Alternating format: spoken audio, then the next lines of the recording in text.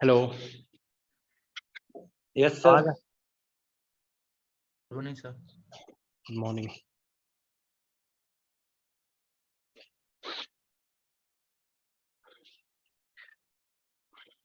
Message तो आया था ना सभी को क्लास का?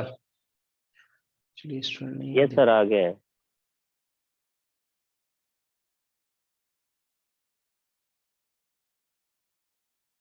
दो बार चला गया।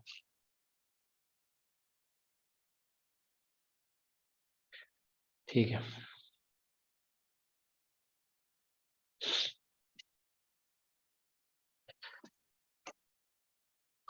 ओके, तो हम लोग रिजिड डायनामिक्स डिस्कस कर रहे थे लास्ट क्लास में।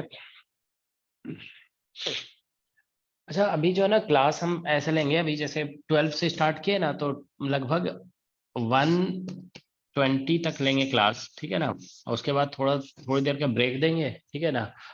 तो उसके बाद जो है ना मतलब लगभग 15-20 मिनट का ब्रेक दे करके फिर 140 या मतलब 35 के आसपास स्टार्ट, 140 के मान लो इसके आसपास स्टार्ट करेंगे, बीच में थोड़ा सा ब्रेक देंगे, ठीक है ना। All right. Rigid body dynamics.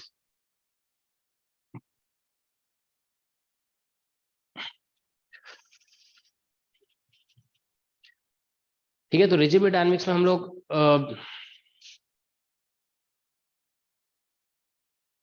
Last class में क्या डिस्कस कर रहे थे? रोलिंग मोशन कंप्लीट हो गया था हमारा, है ना। We had discussed rolling yes sir, motion. Conservation फिर करवाना हाँ, है। उसके बाद बोले थे कि हम कंजर्वेशन लॉ से रिलेटेड जो क्वेश्चन होते हैं ना वो कराएंगे इसमें, ठीक है ना। तो देखिए, कंजर्वेशन लॉ पहले थोड़ा ब्रीफली बताते हैं, ठीक है। कंजर्वेशन लॉज, कंजर्वेशन लॉज देखिए, हम लोग जानते हैं कि there are generally 3 conservation laws: conservation of linear momentum, conservation of angular momentum and conservation of mechanical energy. तो मतलब ये कंजर्वेशन लॉ अभी हम लोग नॉन रिलेटिविस्टिक मैकेनिक्स में डिस्कस कर रहे हैं, ठीक है। तो कंजर्वेशन ऑफ लीनियर मोमेंटम, ठीक है ना, पी, या इसको लीनियर मोमेंटम कहिए।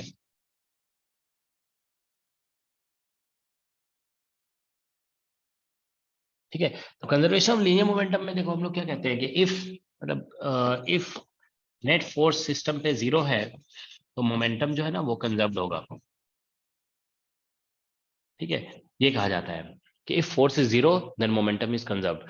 अब देखिए, फोर्स जो है ना, अब ये बता नहीं रहा कि किसके किसके लिए लिखा गया है। Suppose force is 0 on a single particle, then momentum of that single particle will be conserved. If force is 0, if force is not 0 on one particle but sum of forces on two particle is 0, तो वहां पे sum of momentum of the two particles will be conserved। Okay, समझ रहे हो ना। Conservation of momentum का simple सा concept है, फोर्स आपको जिस पे 0 दिख रहा है उसी का मोमेंटम कंजर्व होगा। एक पार्टिकल का 0 है तो एक का कंजर्व होगा, अगर दो पार्टिकल के ऊपर जो फोर्सेस लग रहे हैं उन दोनों का सम 0 है तो दोनों का मोमेंटम कंजर्व्ड होगा, ठीक है। तो मतलब जैसे देखिए, तो मोमेंटम कभी कभी एक पार्टिकल का कंजर्व होता है, कभी कभी दो पार्टिकल का कंजर्व होता है टुगेदर, ओके, ठीक है। So that is the conservation of momentum. तो इसमें देखिए हम लोग इसको ऐसे भी लिखते हैं कि अगर मान लीजिए एफ एक्स 0 है तो फिर पी एक्स कंजर्व्ड हो जाएगा, P x will be conserved, ठीक है। एफ वाई 0 है, ठीक है, तो पी वाई कंजर्व्ड हो जाएगा, पी वाई इज कंजर्व्ड। लेकिन अगर उसी में नॉट 0 कह देते हैं तो फिर नॉट कंजर्व्ड लिखना पड़ेगा, it is not conserved, okay, ठीक है। तो देखो हम एक एग्जांपल दे रहे हैं, जैसे यहाँ पे दिस इज वन एग्जांपल, कि जैसे मान लो एक ऑब्जेक्ट है, इसका मास है m1 और there is another object, its mass is m2। अब दोनों के बीच में ग्रेविटेशनल फोर्स ऑफ अट्रैक्शन लग रहा है F12 और इधर से लग रहा है F21। और यहाँ पे हमें पता है कि F12 और प्लस F21 करोगे ना, इन दोनों का वेक्टर सम जो है वो 0 है। तो देखिए, फोर्स जो दोनों के ऊपर लग रहा है ना उसका वेक्टर सम 0 है यहाँ पे, ठीक है ना। Vector sum of these two forces is 0। तो इसीलिए जानते हो क्या होगा यहाँ पे, ठीक है, इन दोनों का वेक्टर सम 0 होने की वजह से बेसिकली इन दोनों का मोमेंटम कंजर्व होगा। यहाँ पे आप ध्यान रखेंगे P1, जैसे फर्स्ट पार्टिकल का मोमेंटम है P1, तो ये जो है ना नॉट कंजर्व्ड है। ठीक है, दिस इज, ऐसे लिख दो, P1 is not conserved, not conserved. ठीक है, उसी तरह से अगर आप यहाँ पे P2 लिखते हैं तो P2 is also not conserved, P2 is also not conserved. लेकिन अगर आप यहाँ पे P1 प्लस P2 कहेंगे ना तो वो कंजर्व्ड होगा, P1 plus P2 is conserved. Is that okay? P1 plus P2 conserved है। अब आप देखिए यहाँ पे रिजिड बॉडी डायनामिक्स के कॉन्टेक्स्ट में भी इसका यूज होता है। जैसे हम आपको एग्जांपल देते हैं, ठीक है, देखिए another example rigid body dynamics के कॉन्टेक्स्ट में बता रहे हैं। ठीक है, ये जैसे मान लेते हैं कोई रॉड है, ठीक है, और ये प्लेस्ड ऑन टेबल है, इसको हमने टेबल पे रख दिया। सो देयर इज ए, ठीक है, रॉड प्लेस्ड ऑन टेबल। ठीक है, टेबल को हम लोग स्मूथ एज्यूम कर रहे हैं, दिस टेबल इज स्मूथ। ठीक है, टेबल इज स्मूथ। तो देखिए ये जो है ना, ये पार्टिकल जाकर इसको हिट कर रहा है। ठीक है, this particle is hitting the rod. ठीक है, तो देखिए इस, ये कहीं पे हिंज नहीं है। ठीक है ना, नॉट हिंज्ड। हिंज्ड का मतलब होता है कि कहीं पे इसको ऐसे किसी कील वगैरह से फिक्स नहीं किया गया है। ठीक है, इट इज नॉट हिंज्ड। ठीक है, तो यहां से देखिए ये मास, मान लीजिए एम है, ये मास कैपिटल एम है, तो जानते हो कहीं पे हिंज नहीं किया हुआ है, तो ये जानते हो इसको कोलाइड करेगा ना, तो यहाँ पे एक्शन रिएक्शन का फोर्स कैंसिल हो जाएगा। मतलब पार्टिकल फोर्स लगाएगा रॉड पे, रॉड लगाएगा पार्टिकल पे, तो एक्शन रिएक्शन का फोर्स 0 हो जाएगा यहाँ पे। ठीक है ना, तो इसीलिए जानते हो क्या होगा यहाँ पे,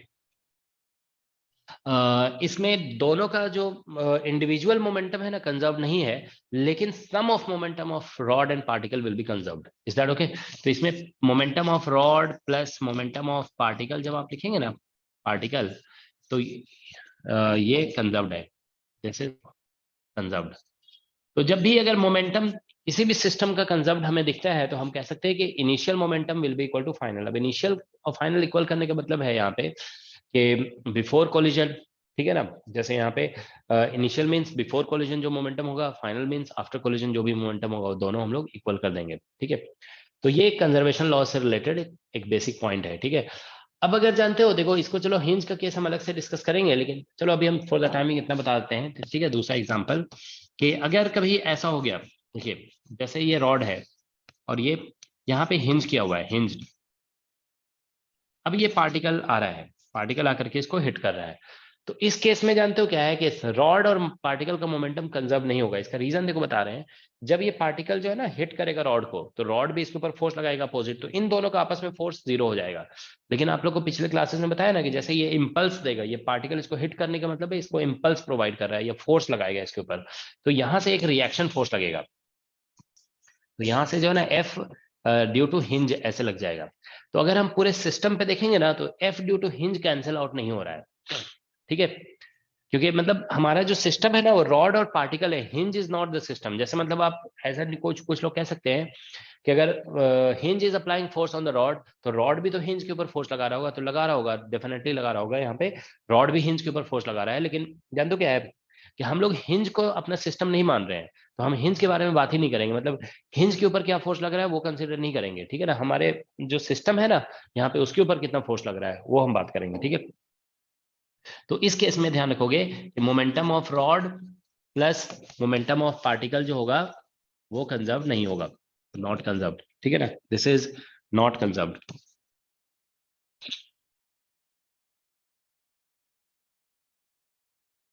ठीक है, this is not conserve. Okay, तो ये बेसिकली सिचुएशन है। ऑलराइट, तो आप लोग देखिए यहाँ पे, सो momentum of rod plus momentum of particle is not conserved here. Okay, तो इस तरह से आप लोग देखो रफली समझ लो कि जब भी कोई रिजिड बॉडी किसी पॉइंट पे फिक्स किया हुआ होगा ना, तो उसमें मोमेंटम कंजर्वेशन नहीं लगता है। और जब बिल्कुल फिक्स नहीं होगा, ठीक है, और फ्रिक्शन वगैरह भी नहीं लग रहा है, there is no friction, then only you can apply conservation of momentum. ठीक है, तो उस केस में आप मोमेंटम कंजर्वेशन लगा सकते हैं। ठीक है, ठीक है, एक बार देखो फिर से हम बता देते हैं, अभी आज की क्लास जो है ना, मतलब ऐसा 120 तक चलेगा, फिर उसके बाद फिर हम लोग थोड़ा सा ब्रेक लेंगे, फिर 140 के आसपास स्टार्ट करेंगे। Okay. All right, so now तो ये हो गया कंजर्वेशन ऑफ मोमेंटम, ठीक है। Now let's discuss conservation of angular momentum.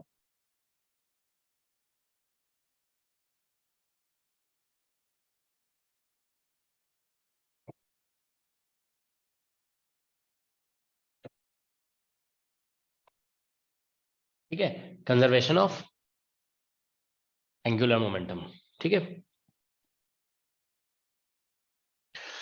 तो देखो conservation of angular momentum, what it says, it says that if torque is equal to 0 है about a point, then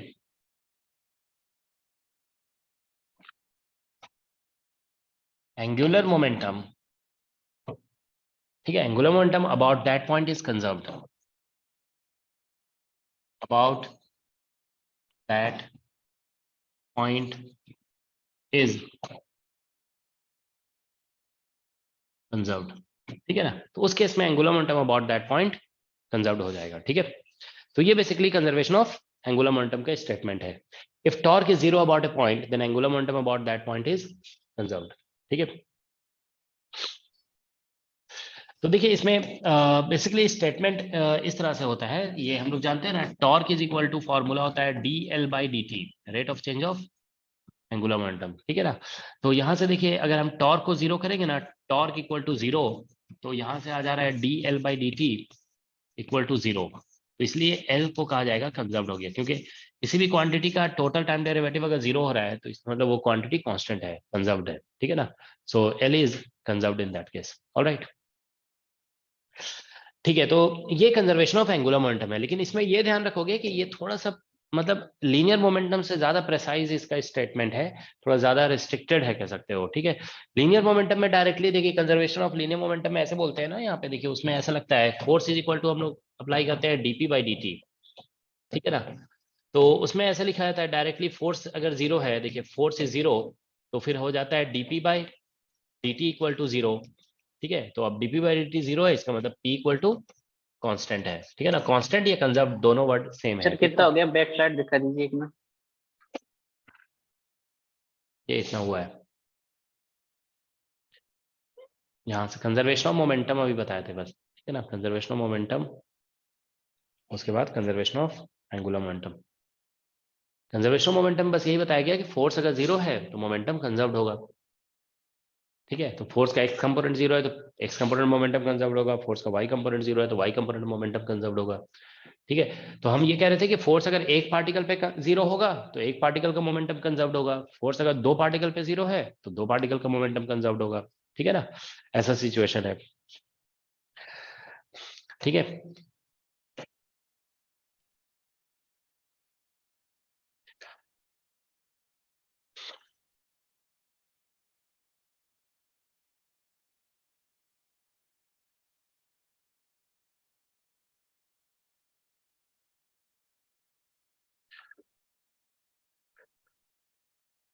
conservation of angular momentum, ठीक है। तो conservation of angular momentum में यही बोला जा रहा है कि टॉर्क किसी पॉइंट के अबाउट 0 है, जैसे इसमें बोला गया फोर्स 0 है तो मोमेंटम कंजर्व्ड, इसमें टॉर्क 0 तो एंगुलर मोमेंटम। लेकिन इसमें जानते हो ऐसा नहीं बोला जाता है कि force is 0 about some point, ऐसे नहीं बोलते हैं, बस फोर्स सिंपली 0 होता है या नहीं होता है, ठीक है ना। टॉर्क में क्या होता है कि 0 अगर एक पॉइंट के अबाउट है ना, तो दूसरे पॉइंट के अबाउट 0 नहीं भी होता है, ठीक है। So if torque is 0 about one point, torque may not be 0 about another point, okay. तो इसीलिए टॉर्क वाले क्वेश्चन में फिर ये स्टेटमेंट देते हैं कि if torque is 0 about some point, then angular momentum is conserved about that point, ऐसे बोला जाता है कि जिस पॉइंट के अबाउट टॉर्क 0 है उसी पॉइंट के अबाउट एंगुलर मोमेंटम कंजर्व्ड होगा, okay. That's what we say, alright.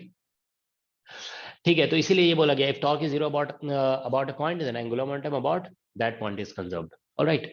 तो देखो इसमें इसमें भी फिर वैसे ही बोला जा सकता है कि टॉर्क मान लो अगर एक्स एक्सिस के अबाउट 0 है तो एंगुलर मोमेंटम एक्स एक्सिस के अबाउट कंजर्व्ड होगा, ठीक है ना। ऐसे बोल सकते हैं, मतलब डायरेक्टली यहाँ पे ऐसे जैसे स्टेटमेंट है ना कि टॉर्क इज 0, तो एंगुलर मोमेंटम एल वेक्टर जो है ना, एल वेक्टर जो है ये हमारा कंजर्व्ड है, ठीक है। इसको आप एक्सिस के अबाउट भी बोल सकते हो, ठीक है ना, ये कंजर्व्ड है, ठीक है। फिर about Y axis is 0, then angular momentum about Y axis is conserved, ठीक है ना।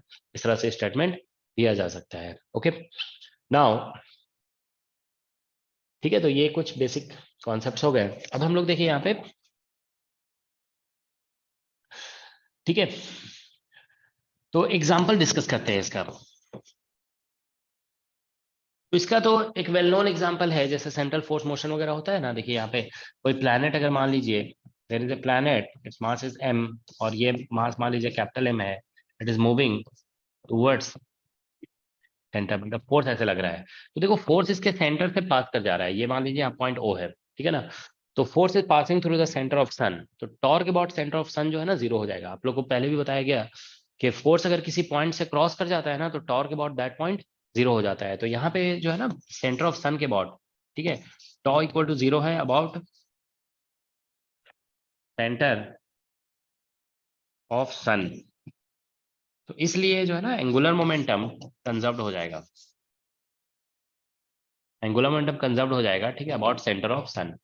सेंटर ऑफ सन के अबाउट एंगुलर मोमेंटम कंजर्व्ड होगा। तो ये एक एग्जांपल हो गया पार्टिकल से रिलेटेड, ठीक है ना। तो देखिए दूसरा एग्जांपल आपको हम रिजिड बॉडी में दे रहे हैं, ठीक है ना, अनदर एग्जांपल। तो अनदर एग्जांपल जो है वो बेसिकली इसमें ये है, ठीक है, जैसे मान लीजिए अभी हम लोग डिस्कस कर रहे थे ना रॉड हिंज्ड, ये जैसे मान लीजिए हिंज है, हिंज। अब जो है ना मान लीजिए कोई पार्टिकल आकर के इसको ऐसे हिट करने वाला है, तो हिट करेगा तो एक दूसरे का एक्शन रिएक्शन तो कैंसिल हो गया, ये तो खत्म हो गया फोर्स, ठीक है ना। अब देखिए क्या होगा कि एक्शन रिएक्शन कैंसिल हो गया। देखो क्या होता है कि जब फोर्स जो है ना इक्वल एंड अपोजिट होता है और एक ही लाइन के लॉन्ग एक्ट करता है, तो टॉर्क जीरो हो जाता है, ठीक है ना। देखो टॉर्क जीरो होने के लिए फोर्स का इक्वल अपोजिट होना नेसेसरी नहीं है, उसमें एक और कंडीशन होता है कि फोर्स टॉर्क कैंसिल तभी होगा जब इक्वल अपोजिट भी होगा और एक ही लाइन के लॉन्ग लग रहा होगा। जैसे मतलब ऐसा है, देखिए जैसे ये रॉड है, अब मान लीजिए एक फोर्स यहाँ लगाते हो, एक फोर्स यहाँ लगाते हो, तो आप जानते हो ना, देखो ऐसे देखो, एक फोर्स इधर लगाएंगे, एक फोर्स इधर इधर लगाएंगे, तो ऐसे करके ये रॉड रोटेट कर जाएगा। तो रॉड अगर रोटेट कर रहा है तो इसका मतलब there is some torque, okay. लेकिन अगर आप ऐसे सोचिए कि ये जो फोर्स ऊपर लग रहा था ना, उस फोर्स को हम यहाँ पे लगा देते हैं, ठीक है ना, मतलब दोनों फोर्सेस जो है ना यहीं पे लगा देते हैं, ऐसे इधर भी लगाते हैं इधर भी लगाते हैं, तो एक ही जगह पे दो दो तरफ से ऐसे कि इधर भी खींचोगे इधर भी खींचोगे तो ये कभी रोटेट करेगा ही नहीं, तो मतलब टॉर्क इन दोनों का कैंसिल हो जाएगा। तो यहाँ पे देखिए ऐसा हो रहा है, what is happening is that कि ये पार्टिकल ऐसे हिट कर रहा है, तो एक ये इसके ऊपर फोर्स इधर लगाया, फिर इधर एक फोर्स रिएक्शन फोर्स लगेगा, तो दोनों एक ही लाइन के होंगे ना, तो इन दोनों का टॉर्क किसी भी पॉइंट के बाद कैंसिल आउट होगा, ठीक है। अब देखिए इसके ऊपर फोर्स इधर लगा ना, तो यहाँ से ऐसे हिंज पे ऐसे करके एफ एच लग जाएगा, ठीक है। मान लो ये सेंटर है, ठीक है, इस पॉइंट को ओ बोल देते हैं। तो जानते हो क्या है कि देखिए ये जो फोर्स ड्यू टू हिंज है ना वो ओ से क्रॉस कर रहा है, तो टॉर्क अबाउट ओ इसका जीरो होगा। टॉर्क अबाउट सेंटर निकालोगे ना तो जीरो नहीं होगा। तो यहाँ पे जानते हो क्या है, टॉर्क अबाउट ओ जीरो है, ठीक है, तो एल अबाउट ओ कंजर्व्ड होगा, कंजर्व्ड, ठीक है ना। लेकिन टॉर्क अबाउट सेंटर जो है ना वो नॉट जीरो होगा, तो इसलिए एंगुलर मोमेंटम अबाउट सेंटर निकालोगे ना तो नॉट कंजर्व निकलेगा, L about centre not conserved, that's the situation, ठीक है ना। तो ये सिचुएशन है, इज दैट ओके। तो ये आप लोग को समझ में आ गया। देखिए जब क्वेश्चन ऐसा होगा ना कि जब कोई पॉइंट कोई रिजिड बॉडी कहीं पे भी हिंज किया हुआ है, तो आप समझ लो कि वहां पे कंजर्वेशन ऑफ लीनियर मोमेंटम तो लगना ही नहीं है, कंजर्वेशन ऑफ एंगुलर मोमेंटम लग सकता है, ठीक है ना, लेकिन हिंज के अबाउट लगेगा, ठीक है ना।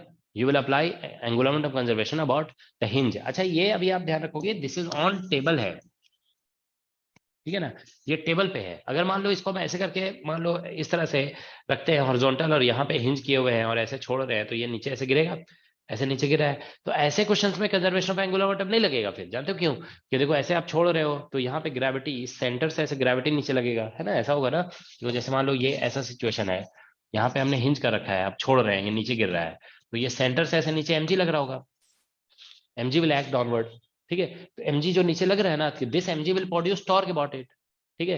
तो मेनली एंगुलर मोमेंटम कंजर्व्ड होगा या नहीं होगा वो पता करना है ना आपको, तो हमको चेक यही करना होता है कि टॉर्क जीरो आ रहा है कि नहीं आ रहा है। तो if we can prove that torque is zero then obviously angular momentum will be conserved, okay. Torque हमें जीरो प्रूव करना है, ठीक है,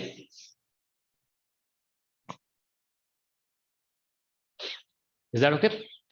तो ऐसे क्वेश्चन, अब देखो दूसरा एग्जांपल आपको देते हैं, दिस एंगुलर मोमेंटम कंजर्वेशन जानते हो रिजिड डायनामिक्स का बहुत इंपॉर्टेंट टॉपिक है, इसका बहुत ज्यादा यूज होता है रिजिड डायनामिक्स में।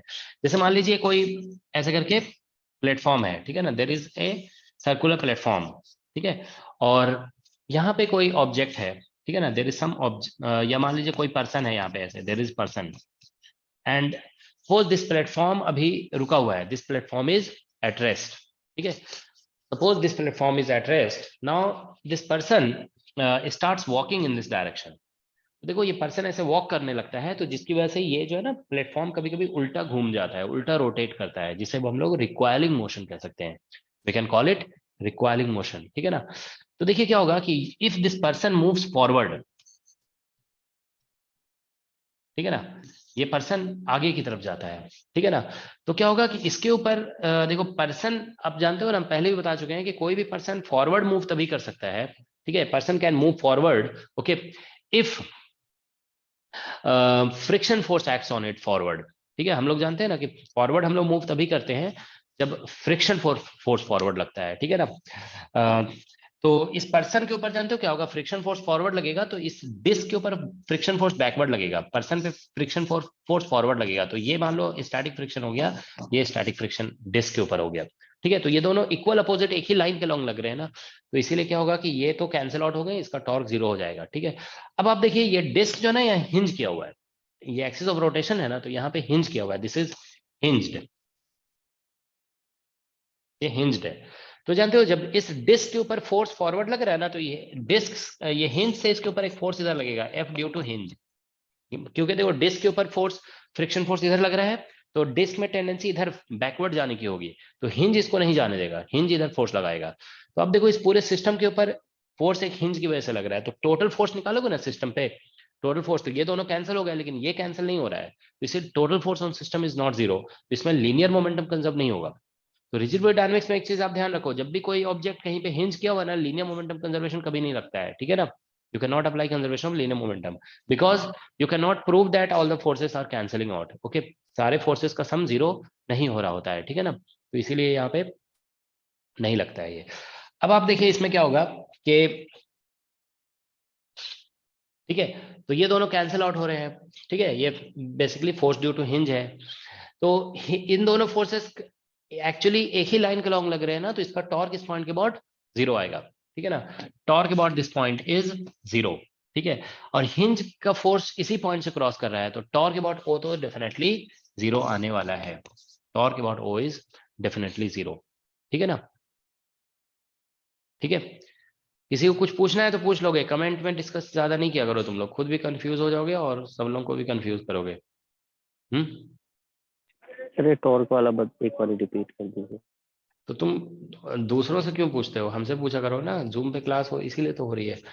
हम ये कह रहे हैं ना पहले भी कि देखो दो फोर्सेज जब एक ही लाइन के लॉन्ग लगेंगे ना, आप ऐसे सोचो, हम ऐसे देखो, हम ये पेन को पकड़े हुए हैं ना, हम इसके ऊपर इधर फोर्स लगाएंगे और इसके ऊपर इधर फोर्स लगाएंगे, तो ये ऐसे रोटेट कर जाएगा, लेकिन हम दोनों हाथ से एक ही जगह पे पकड़ लेते हैं ऐसे करके, और इधर खींचते हैं इधर खींचते हैं, तो क्या हम रोटेट कर पाएंगे इस पेन को, तो नहीं रोटेट कर सकते हो ना, एक ही जगह पकड़ के ऐसे खींचोगे, एक इधर से और एक इधर से, तो कैसे रोटेट करेगा, ये कभी रोटेट करेगा ही नहीं। तो वही कहा जा रहा है कि जब दो फोर्स एक ही जगह पे लगते हैं और एक अपोजिट डायरेक्शन में, तो उन दोनों का टॉर्क कैंसिल हो जाता है, तो इन दोनों का कैंसिल हो जाएगा, और ये फोर्स इस पॉइंट से क्रॉस कर रहा है, तो जब भी कोई फोर्स किसी पॉइंट से क्रॉस करता है ना, तो उस पॉइंट के बाद टॉर्क जीरो हो जाता है, ठीक है ना, तो इसका तो टॉर्क इसके बाद जीरो होगा, ये ध्यान रखो, क्योंकि फोर्स ऐसा होता है ना, टॉर्क ऐसे लिखते हैं ना, फोर्स इंटू परपेंडिकुलर डिस्टेंस, तो यहाँ पे फोर्स हो गया और इसका डिस्टेंस इस पॉइंट से तो जीरो है, ठीक है ना, तो इसीलिए टॉर्क जीरो हो जाएगा, ओके। तो टॉर्क समझ में आ गया ना, यहाँ पे इस पॉइंट के बाद जीरो है, ठीक है, क्योंकि इन दोनों का कैंसिल आउट हो रहा है, इसका देखो अलग अलग दोनों का टॉर्क आएगा, इसका भी टॉर्क आएगा इसका भी टॉर्क आएगा, लेकिन दोनों कैंसिल आउट हो रहा है, तो इसलिए torque about O is zero, ठीक है, तो टॉर्क अबाउट ओ जीरो आ रहा है, ओके, तो इसीलिए बोला जाएगा एल अबाउट ओ जो है ना वो कंजर्व्ड होगा, L about O is conserved, is that okay, that's what we have. किसी को कोई डाउट है तो पूछ सकते हो, तो इसलिए ध्यान रखेंगे कि बहुत सारे प्रॉब्लम्स ऐसे होते हैं रिजिड बॉडी डायनामिक्स का, जिसमें आपको समझ में आ गया ना कि कोई ऑब्जेक्ट हिंज किया हुआ है कहीं पे, तो उसमें कंजर्वेशन ऑफ एंगुलर मोमेंटम बहुत सारे प्रॉब्लम में लग जाता है, ठीक है। हाँ लेकिन ऐसा नहीं कि आप कोई भी हिंज किया हुआ है तो सब में लगा दो, अब जैसे हम बताए ना अभी कि ऐसे है मान लो, ठीक है, ऐसे छोड़ रहे हो आप, तो आपको देखना होगा कि टॉर्क इस पॉइंट के बाद जीरो हो रहा है कि नहीं हो रहा है, तो आप देख रहे हो ना कि ग्रेविटी नीचे ऐसे लग रहा है, ग्रेविटी का लाइन यहाँ से क्रॉस नहीं कर रहा है ना, तो ग्रेविटी का ये फोर्स हो जाएगा और यहाँ से परपेंडिकुलर डिस्टेंस, तो torque because of gravity is not zero, तो उस केस में एंगुलर मोमेंटम कंजर्व नहीं होगा। तो ऐसे जो मोशन होता है ना जिसको वर्टिकल मोशन कहते हैं, मतलब वर्टिकल प्लेन में, उसमें नहीं लगेगा, कुछ मोशन ऐसे होते हैं ना, जैसे मान लो ये हैंड पे रखा हुआ है, ये टेबल है मान लो, अब ऐसे करके ऐसे मूव कर रहा है, ठीक है ना, तो उसमें जो है ना बेसिकली जीरो हो जाता है, क्योंकि उसमें ग्रेविटी का कोई रोल नहीं होता है ना, ठीक है। हेलो तो सर, ऐसे, हाँ बोलो। ये बोल रहे हैं ये टॉर्क जो है ओ के अबाउट उसके अलावा कहीं और पे तो लग रहा होगा ना, बाकी दूसरे तो प्लेटफॉर्म पे। ओ के बॉट ही तो कंजर्व्ड है ना, हाँ हम क्या बोल बाकी। रहे हैं। हाँ मतलब इसमें कंजर्वेशन ऑफ एंगुलर मोमेंटम सिर्फ ओ के बॉट लगाया जा सकता है, और किसी पॉइंट के बॉट नहीं लगाया जा सकता है। जैसे इसमें हम बताए ना, अगर मान लो आपसे पूछा जाता है कि एंगुलर मोमेंटम कौन से पॉइंट के बॉट कंजर्व्ड है, तो ओ के बॉट कंजर्व्ड है, सी के बॉट कंजर्व्ड यहाँ लिखे ना, यहाँ पे torque yes is sir. About C is not zero, so L C is not conserved. Is that okay? ये जो सर प्लेटफॉर्म रोटेट करेगा तो दूसरे पॉइंट के अबाउट जो लग रहा है उसी के कारण रोटेट करेगा ना, जैसे वो जो आदमी है वो प्लेटफॉर्म तो देखो रोटेट इसलिए करेगा ना कि सिर्फ, देखो एक बात बता रहे हैं, प्लेटफॉर्म हम यहाँ पे टॉर्क किसका कंजर्व करा रहे हैं, प्लेटफॉर्म का नहीं कंजर्व करा रहे हैं। यहाँ पे टॉर्क देखो सिस्टम में कौन कौन सा है, यहाँ पे सिस्टम में जो है पर्सन भी है और प्लेटफॉर्म भी है। तो यहाँ पे जैसे हम ऐसे लिख रहे हैं ना कि एल ओ इज कंजर्व्ड, तो ये प्लेटफॉर्म का torque conserve, sorry angular momentum conserve नहीं है। ये एल ओ का मतलब है, यहाँ पे एल ओ जो है ना वो बेसिकली एंगुलर मोमेंटम और प्लेटफॉर्म है ये, एक minute, platform plus angular momentum of person. अगर आपसे पूछा जाता है ना कि प्लेटफॉर्म का एंगुलर मोमेंटम कंजर्व है कि नहीं है यहाँ पे, तो क्या बोलोगे? No sir. हाँ प्लेटफॉर्म का कंजर्व नहीं है, क्योंकि प्लेटफॉर्म का सिर्फ देखोगे ना तो ये वाला फोर्स सिर्फ देखना पड़ेगा, ये वाला।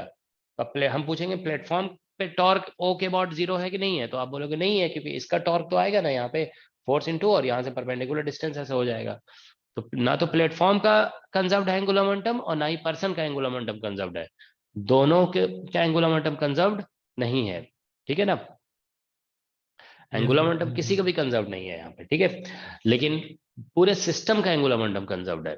ओके, तो प्लेटफॉर्म इसलिए रोटेट कर रहा है क्योंकि ये वाला जो फ्रिक्शन है ना वो रोटेट करा रहा है इसको, प्लेटफॉर्म के ऊपर टॉर्क यही तो लगा रहा है, ठीक है ना। So this friction is rotating the platform. Okay, आपसे कभी पूछा जा सकता है कभी इंटरव्यू वगैरह में कि पर्सन इधर चलता है तो प्लेटफॉर्म रोटेट क्यों कर जाता है, which force rotates the platform, तो इसका आंसर यही होगा, friction rotates the platform. Okay,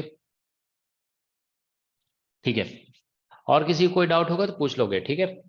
तो ये एक एग्जाम्पल हो गया, ठीक है। तो अब देखिए एक थर्ड एग्जाम्पल डिस्कस करें, ये दोनों देखो हम आप अभी आपको एग्जाम हम एक्सप्लेन कर दे रहे हैं डिस्कशन में, ठीक है।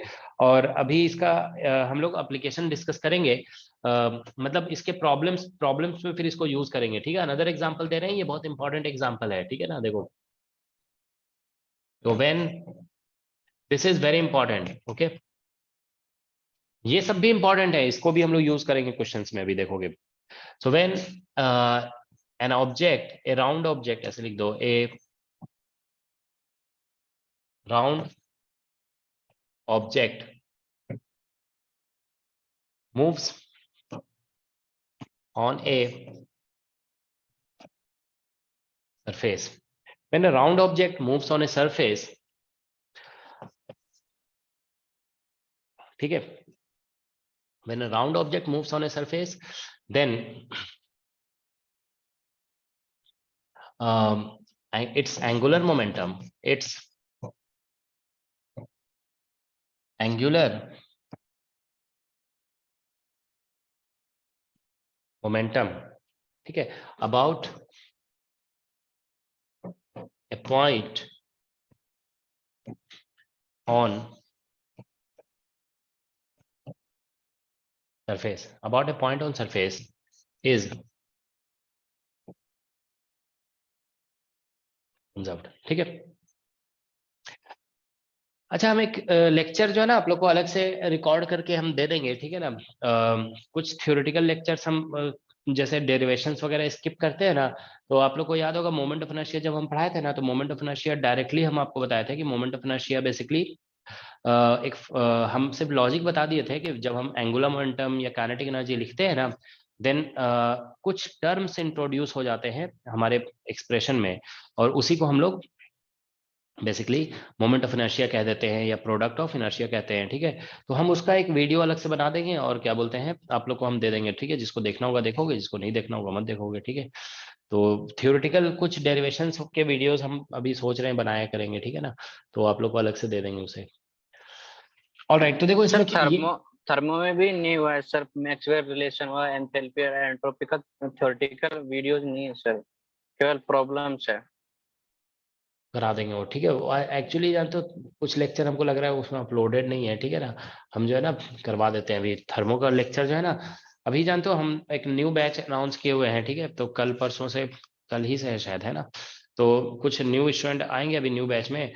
तो हम ऐसा करेंगे ना, उन लोग को थर्मो ही पहले पढ़ा देते हैं। तो आप लोग का कुछ बीच में कुछ स्टूडेंट का थर्मो गड़बड़ा गया था, मतलब ऐसा हुआ था ना कि हम थर्मो पढ़ाए थे, मतलब थ्योरी पहले और बाद में प्रॉब्लम कराए थे। तो कुछ लोगों को मतलब थ्योरी छूट गया था। तो हम जानते हैं उन लोग को थर्मो ही पहले पढ़ा देंगे और पूरा थ्योरी प्रॉब्लम सब कुछ साथ में कराएंगे, ठीक है ना। तो आप लोग को भी वो लेक्चर दे देंगे, जिसको देखना होगा देख लोगे, ठीक है। तो सब कुछ मतलब उसमें करा देंगे, ठीक है ना, साथ ही साथ थ्योरी एंड प्रॉब्लम। सर हम लोग के बैच में ये इलेक्ट्रोस्टैट का इलेक्ट्रोस्टैटिक्स। भी बाकी है। हाँ अभी जानते हो जो न्यू बैच अभी स्टार्ट हो रहा है ना, उन लोग को हम वही टॉपिक पढ़ाने वाले हैं जो आप लोग का भी बचा हुआ है, ठीक है इधर सब। क्लासिकल का लैग्रेंजियन सभी तो बाकी हाँ, तो सब वही वही टॉपिक अभी सब स्टार्ट होगा, ठीक है। जो आप लोग का बचा हुआ है ना, वही टॉपिक उन लोग को भी पढ़ाएंगे ताकि आप लोगों का भी साथ ही साथ हो जाए, ठीक है। आ चुके, गेट का एग्जाम भी सर हाँ हो गया। नहीं नहीं बिल्कुल, अभी जानते हो मतलब कल से अगर बैच शायद है ना, तो कल से ऐसा करो क्लासिकल से ही स्टार्ट कर देते हैं। आप लोग को लैग्रेंजियन हैमिल्टोनियन जो बच रहा है ना, वो कल से ही स्टार्ट कर देते हैं। कल कल क्लास है, मतलब कितना 5 से 7 उन लोग का। तो आप लोगों का भी उसी टाइम क्लासिकल बिल्कुल स्टार्ट ही कर देते हैं, ठीक है ना। यस कोई सर। कोई डेमो क्लास नहीं रहेगा, वो जानते हो स्टार्ट ही कर देते हैं, ठीक है, एकदम डायरेक्ट, ठीक है। तो देखो यहाँ सर पे ये लैग्रेंजियन हैमिल्टोनियन हमारे बैच में भी आएगा? लैग्रेंजियन हैमिल्टोनियन तुम लोग जो पढ़ चुके हो दोबारा क्यों पढ़ोगे? जो लोग नहीं पढ़े हुए हैं उन लोग के लिए होगा। नहीं सर, दिसंबर हमारे जाम के बैच में नहीं होगा। जैम के स्टूडेंट जो लोग जेस्ट का प्रिपरेशन करना चाहते हैं ना, वो लोग देख सकते हैं लेक्चर, अदरवाइज जैम के लिए तो रिक्वायरमेंट नहीं है उसमें। हाँ सर, जेस्ट जेस्ट, के लिए पूछ रहा था मैं। और जेस्ट के लिए दे देंगे। सर इलेक्ट्रोस्टैट्स। हाँ वो भी कराते हैं अभी, ठीक है ना, सब कुछ स्टार्ट कर देते हैं अब, ठीक है। चलो देखो ये देखो, when a round object moves on a surface, ये देखो इंपॉर्टेंट, बहुत इंपॉर्टेंट है ये, ठीक है। इससे इसका हम आपको हालांकि प्रॉब्लम सॉल्व करवा चुके हैं, ठीक है ना। वो न्यूटन्स इक्वेशन ऑफ मोशन, और मतलब इक्वेशन ऑफ मोशन लगाकर ये कंजर्वेशन लॉ से बता रहे हैं। देखो when a round object moves on a surface, अच्छा देखो ये ध्यान रखोगे क्या वो हम बोल रहे हैं, मूव्स बोल रहे हैं, ठीक है ना। I am talking about moving. हम इसमें ये नहीं बोल रहे हैं कि वो रोल कर रहा होगा, मतलब वो रोलिंग भी हो सकता है और रोलिंग नहीं भी हो सकता है, मतलब मोशन में और may not be rolling. Motion में और मे नॉट बी रोलिंग, ठीक है ना। मोशन रोलिंग और हो भी सकता है और नहीं भी हो सकता है, ठीक है ना। तो देखिए इसमें लिखा है when a round object moves on a surface then its angular momentum, ठीक है, about a point on surface is conserved, ठीक है। देखिए ऐसा है सिचुएशन, जैसे मान लीजिए ये कोई सरफेस है, अब ये कोई राउंड ऑब्जेक्ट है, ये ऐसे जा रहा है आगे, ठीक है ना। तो इसकी इसका सेंटर मूव कर रहा है वीसी स्पीड से, और ये रोटेट कर रहा है एंगुलर स्पीड ओमेगा से, ठीक है ना। तो देखिए क्या है कि ये रोलिंग हो भी सकता है वीसी में भी इक्वल टू, ठीक है ना, मे और मे नॉट भी इक्वल टू, ठीक है ना, ओमेगा आर हो सकता है, और वीसी मे नॉट भी इक्वल टू ओमेगा आर, दोनों सिचुएशन है आपको बताया गया। ये अगर होगा तो हम बोलेंगे रोलिंग है, और अगर ये होगा तो हम बोलेंगे रोलिंग नहीं है, ठीक है। तो आप लोग को याद है ना, हमने इसमें ये हम बताए थे कि अगर आप कोई पॉइंट आप सरफेस पे लेते हो, ठीक है, तो इस इन सभी पॉइंट, चाहे पॉइंट आप यहाँ ले मतलब या ये ले कोई भी पॉइंट आप लेंगे ना, हर पॉइंट के अबाउट एंगुलर मोमेंटम सेम होता है ना, एंगुलर मोमेंटम हर पॉइंट के अबाउट सेम। तो जानते हो क्या है, एंगुलर मोमेंटम हर पॉइंट के अबाउट सेम होता है, तो हम लोग उसको कितना निकाले थे, एल ओ इक्वल टू, याद है आप लोग को फॉर्मूला, व्हाट इट वाज, बताइए। सर आई ओमेगा प्लस लोग बोल दिया करो थोड़ा, cos आई r। मत बोला करो इसमें, जनरल रोलिंग में जानते हो थोड़ा आईसी बोला करो, थोड़ा सा एक्स्ट्रा है ये, आईसी बोलना जरूरी है, क्योंकि ताकि आपको समझ में आए कि हम सेंटर और मास के अबाउट रोटेशन की बात कर रहे हैं, ठीक है ना। IC omega plus M into VC into BC into r। ठीक है। तो ये होता है एंगुलर मोमेंटम, और इसमें बोला जाता है कि वो हर पॉइंट के अबाउट सेम होता है ऑन दिस पाथ, ओके। चाहे पॉइंट आप कहीं पे भी ले, फॉरवर्ड भी ले लोगे ना, यहाँ भी ले लोगे तो भी सेम आएगा, ठीक है ना, हर पॉइंट के अबाउट सेम होता है। अब जानते हो एक नेक्स्ट पॉइंट है, देखो हम बता रहे हैं आपको यहाँ पे कि जैसे ये देखिए आप यहाँ पे ऊपर में नॉर्मल लग रहा है, नीचे एमजी लग रहा है, तो यहाँ पे जानते हो नॉर्मल और एमजी तो इक्वल है और एक ही लाइन में लग रहे हैं, तो इन दोनों का टॉर्क कैंसिल हो जाएगा। जब दो फोर्सेस इक्वल होते हैं और एक ही लाइन में लगते हैं, ठीक है ना, दोनों एक ही लाइन के लॉन्ग लगते हैं, तो उनका टॉर्क कैंसिल आउट हो जाता है, ठीक है। तो इन दोनों का टॉर्क कैंसिल आउट हो जाएगा, ओके। और फ्रिक्शन तो आप जानते हो कि यहाँ पे हो भी सकता है और नहीं भी हो सकता है। तो मान लो फ्रिक्शन है यहाँ पे, सपोज करो ऐसे फ्रिक्शन लग रहा है, ठीक है ना, तो ये मान लीजिए फ्रिक्शन है। तो फ्रिक्शन का लाइन आप देखिए इस पॉइंट से क्रॉस कर जा रहा है, तो टॉर्क अबाउट दिस पॉइंट जो है ना 0 है, टॉर्क अबाउट ओ इज 0, तो इसीलिए एलओ जो है ना कंजर्व्ड होता है। तो ये जो फॉर्मूला, ये जो एलओ लिखा गया ना, दैट इज एक्चुअली कंजर्व्ड, ठीक है। तो ये बहुत सारे देखिए आपको 2-3 एग्जांपल बताया गया एंगुलर मोमेंटम का, तो उसमें से ये एक बहुत इंपॉर्टेंट एग्जांपल है। जब कोई ऑब्जेक्ट रोलिंग नेसेसरली नहीं भी हो सकता है, ठीक है ना, इट मे और मे नॉट बी रोलिंग, ठीक है। तो रोलिंग नहीं भी है ना तो भी एंगुलर मोमेंटम, रोलिंग होगा तो भी कंजर्व्ड होगा, रोलिंग नहीं होगा तो भी कंजर्व्ड होगा, दोनों केस में एंगुलर मोमेंटम कंजर्व्ड होगा इस पॉइंट के बाद, okay. Alright, so that's what we have now, okay. तो अब देखिए आप लोग नेक्स्ट, तो ये एंगुलर मोमेंटम कंजर्वेशन हो गया, ठीक है। तो एंगुलर मोमेंटम कंजर्वेशन का केस हम लोग डिस्कस करेंगे बहुत सारे अभी, ठीक है। अब हम लोग डिस्कस करते हैं कंजर्वेशन ऑफ एनर्जी,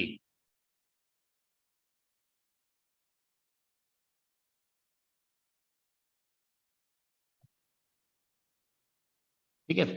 तो कंजर्वेशन ऑफ एनर्जी तो आप जानते हो कि तभी अप्लाई होता है व्हेन फोर्सेस आर कंजर्वेटिव, ठीक है। देखो इफ ओनली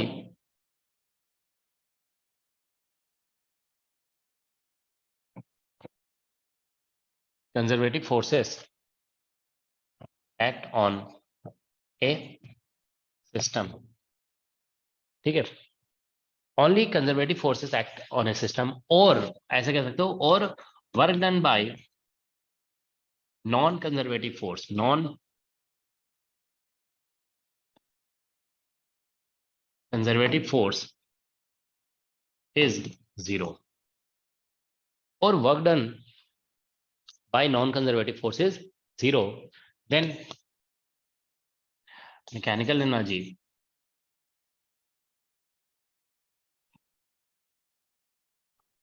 is conserved। तो उस केस में मैकेनिकल एनर्जी कंजर्व्ड होता है, ठीक है ना। तो देखिए यहाँ पे क्या लिखा हुआ है, कंजर्वेटिव फोर्सेस सिर्फ एक्ट करना चाहिए। तो कंजर्वेटिव फोर्सेस हम लोग जानते हैं कौन कौन से हैं, जैसे कंजर्वेटिव फोर्स, अब जानते हो कंजर्वेटिव फोर्स वो फोर्स होता है जिसका कर्ल 0 होता है। कंजर्वेटिव फोर्स के लिए curl of the force should be 0। या फिर आप ऐसे लिख सकते हैं, या ऐसा होगा कि फोर्स का line integration along close loop 0 होगा, ठीक है। या फिर ऐसे भी बोला जाता है कि ये जो है ना लाइन इंटीग्रेशन, अगर इनिशियल से सम फाइनल पॉइंट तक निकालते हो तो ये इंडिपेंडेंट ऑफ पाथ होता है, this is independent of path, ठीक है। तो ये कुछ बेसिक एग्जांपल्स हैं, ठीक है ना।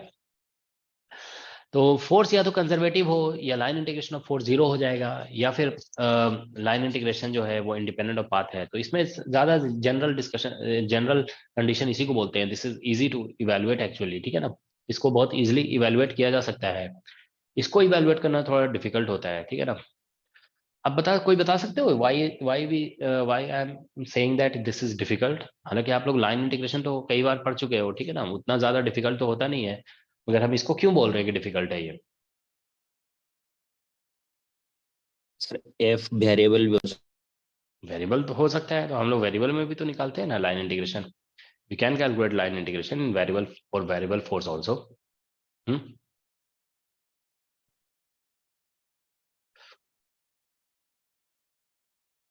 कोई बता सकते हो कि हम लोग जैसे फोर्स कंजर्वेटिव है, ये चेक करने के लिए हम लोग इसको चेक करते हैं, इसको क्यों नहीं चेक करते हैं। सर उस कार्व का एलिमेंट लेना कभी कभी टफ हो सकता है। नहीं नहीं नहीं, ऐसा नहीं है, Sir, कब क्यों टफ line होगा। integral 0 होगा, this doesn't imply that it's conservative force। नहीं नहीं नहीं, अगर मतलब line पाथ integral- चूज करने में होगा ना उसमें, क्या होगा, क्या होगा बोलो। इंडिपेंडेंट होता है पाथ का, तो चूज करने में प्रॉब्लम होगा ना। पाथ चूज करने में प्रॉब्लम होगी, क्यों होगी प्रॉब्लम। सर डिफरेंशिएशन इजी होगा। देखो जानते हो इसका नहीं, डिफरेंशिएशन तो इजी होता है डेफिनेटली इंटीग्रेशन के कंपैरिजन में। लेकिन जानते हो अगर हमें पूछा जाता है ना कि फोर्स कंजर्वेटिव है, हम इससे शो करते हैं, इससे शो नहीं करते हैं। जानते हो इसका रीजन क्या है? इसका रीजन ये है ना कि देखिए कर्ल जो है ना, हम बता रहे हैं सिर्फ कर्ल इज जीरो, कर्ल एक ही तरीके से निकाला जाता है। लेकिन इसमें जानते हो स्टेटमेंट ये नहीं बोला जाता है कि line integration of force along close path should be zero. Actual statement जानते हो एक्चुअली यहाँ पे हिडन है, हमने एक्चुअल स्टेटमेंट आपको बताया ही नहीं ठीक है, या आप लोगों ने ध्यान से उसको एनालाइज नहीं किया। देखो इसमें जानते हो क्या बोलते हैं कि line integration along all close path should be zero. सिर्फ close path should be zero नहीं बोलते हैं, line integration along all close path should be zero.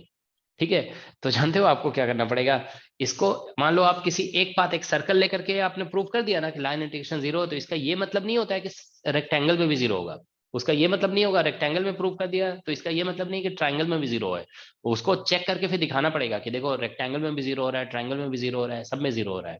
ठीक है, या तो फिर कोई आर्बिट्ररी, बहुत ही आर्बिट्ररी पाथ लेकर के शो करो। ठीक है ना, अब आर्बिट्ररी पाथ लोगे तो उसका इक्वेशन पता नहीं होगा, अब इक्वेशन नहीं पता होगा तो फिर शो कैसे करोगे, तो इसलिए डिफिकल्टी आती है। ठीक है, मतलब इसमें जानते हो वर्ड क्या है, वर्ड एक्चुअल वर्ड पे ध्यान दोगे कि line integration along all close path should be zero, all एक नहीं है। तो कोई एक पाथ में शो कर भी दोगे ना तो फिर क्या बोलते हैं वो एक्सेप्टेबल नहीं माना जाता है। ठीक है, तो इसीलिए इसको इसको यूज करते हैं। तो कंजर्वेटिव फोर्स के लिए तो आप जानते हो कि ये जीरो हो जाता है। ठीक है ना, तो हम लोग ये वेक्टर में पढ़ चुके हैं ना। देखो वेक्टर में कि कोई भी ग्रेडियंट जो होता है किसी स्केलर का, gradient of a scalar is always conservative. याद है आप लोगों को बताया गया था ना कि gradient of scalar is always conservative, क्योंकि इसका कर्ल लेने पे जीरो आ जाता है। ठीक है, curl grade of a scalar is always zero, तो इसीलिए जानते हो कंजर्वेटिव फोर्स को हम लोग ऐसे लिख देते हैं, conservative force is written as gradient of a scalar, क्योंकि ग्रेडियंट का कर्ल हमेशा जीरो होता है। ठीक है, तो ये बेसिकली कंजर्वेटिव फोर्स का डेफिनेशन है। ठीक है ना, तो ठीक है, तो कंजर्वेटिव फोर्स जब भी होगा तो उसको हम यू के टर्म में लिख सकते हैं, this you will be called potential energy. ठीक है, ये पोटेंशियल एनर्जी है। तो देखिए कंजर्वेटिव फोर्स का एग्जांपल्स ऑफ कंजर्वेटिव फोर्सेस का एग्जांपल क्या क्या है, जैसे ग्रेविटेशन है। ठीक है, ग्रेविटेशन इज वन एग्जांपल। दूसरा एग्जांपल है कोलम्बिक फोर्स। ठीक है, थर्ड एग्जांपल इज, ठीक है, स्प्रिंग फोर्स। और क्या है, gravitation, coulombic force, spring force. ठीक है, ये सभी ठीक है, कोई भी कांस्टेंट फोर्स। ज्यादा तो मैकेनिक्स में ये फोर्सेस यूज होते हैं। ठीक है, जो भी कोई भी सेंट्रल फोर्स है, कोई भी सेंट्रल फोर्स जो होता है ना वो कंजर्वेटिव होता है। सेंट्रल फोर्स कहने का मतलब ऐसे, F is a function of R और इनटू आर कैप। ठीक है ना, इस तरह से लिखा हुआ है। कोई भी फोर्स है जो फंक्शन ऑफ आर है और आर कैप में लिखा हुआ है तो वो कंजर्व। ऐसे और भी इनफाइनाइट नंबर ऑफ एग्जांपल्स हो सकते हैं, समझ रहे हो ना, there can be infinite number of examples. ठीक है, जिसमें फोर्स कंजर्वेटिव हो सकता है। ठीक है ना, मतलब मेन कंडीशन तो यही है कि कर्ल किसी भी फोर्स का जीरो हो। ठीक है ना, वो कंजर्वेटिव हो जाएगा, तो चाहे वो कांस्टेंट होगा या नहीं होगा। देखो हमें जैसे लिखे ना, कांस्टेंट फोर्स तो कंजर्वेटिव होता है, लेकिन हम ये नहीं बोल रहे कि वेरिएबल फोर्स कंजर्वेटिव नहीं होता है। वेरिएबल फोर्स भी, ये भी तो वेरिएबल फोर्स है ना। ठीक है, मेन कंडीशन यही है, कर्ल जीरो होना चाहिए। ठीक है, अब देखिए नॉन कंजर्वेटिव उसको कहते हैं,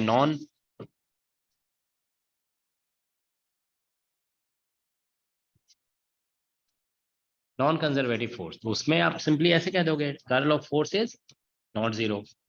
तो जैसे आप जानते हो ना फ्रिक्शन, ठीक है, फ्रिक्शन हो गया, कोई भी डिसिपेटिव फोर्स है।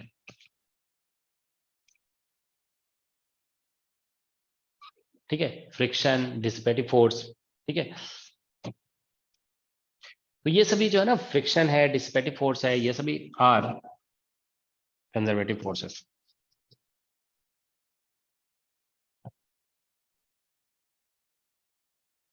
ठीक है, तो ये कंजर्वेटिव फोर्सेस हैं। Friction is non conservative force, conservative. Sorry non conservative, हाँ।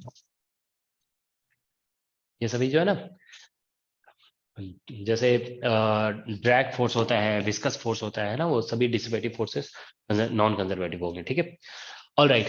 तो देखिए जब भी कंजर्वेटिव फोर्स प्रेजेंट होगा, ठीक है, और मतलब नॉन कंजर्वेटिव फोर्स प्रेजेंट नहीं होगा, तो वहां पे मैकेनिकल एनर्जी तो जरूर कंजर्व होगा। लेकिन अगर कभी मान लीजिए ऐसा सिचुएशन है कि नॉन कंजर्वेटिव फोर्स प्रेजेंट भी है, friction is there, but work done by friction is zero, ठीक है ना, फ्रिक्शन का वर्क डन जीरो हो रहा है, तो उस केस में मैकेनिकल एनर्जी कंजर्व्ड होता है, ठीक है ना, mechanical energy will be conserved, ठीक है। तो जैसे कि हम लोग पहले भी मेंशन कर चुके हैं कि रोलिंग मोशन एक बहुत ही यूनिक टाइप ऑफ मोशन है जिसमें work done by friction zero हो रहा होता है, ठीक है। तो इसीलिए हम लोग कहेंगे कि in presence of sorry in case of rolling motion mechanical energy remains conserved in presence of friction also, ठीक है। तो फ्रिक्शन के प्रेजेंस में भी एनर्जी कंजर्व्ड होगा, ठीक है, in case of rolling motion, okay. ठीक है, तो मेन कॉन्सेप्ट ये है। तो जब भी ग्रेविटेशन वगैरह का प्रॉब्लम होगा तो उसमें हम लोग कंजर्वेशन ऑफ एनर्जी लगा देंगे। तो जैसे देखो एक एग्जांपल दे रहे हैं, ठीक है ना, जैसे मान लीजिए कभी ऐसा है कि ये एक रॉड है, यहाँ पे हिंज किया हुआ है, ये ऐसे करके छोड़ दिया गया, ऐसे ये ऊपर से ऐसे नीचे आ गया यहाँ पे, ठीक है ना, यहाँ से यहाँ पहुंच गया ऐसे मूव करता हुआ, ठीक है। सो ये है motion in vertical plane. So this is motion in vertical plane. So do remember in this case, ठीक है ना, in this case mechanical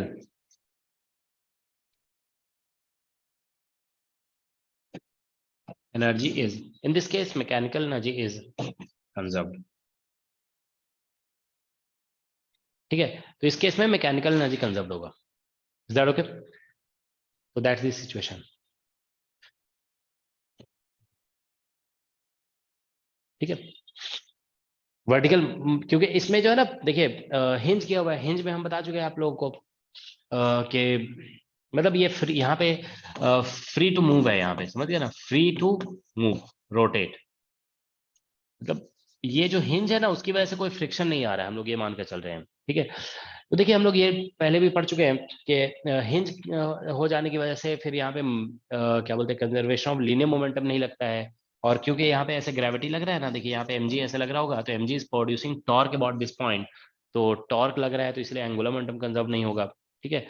तो एंगुलर मोमेंटम कंजर्व नहीं है यहाँ पे, मोमेंटम कंजर्व नहीं है, ठीक है, यहाँ पे सिर्फ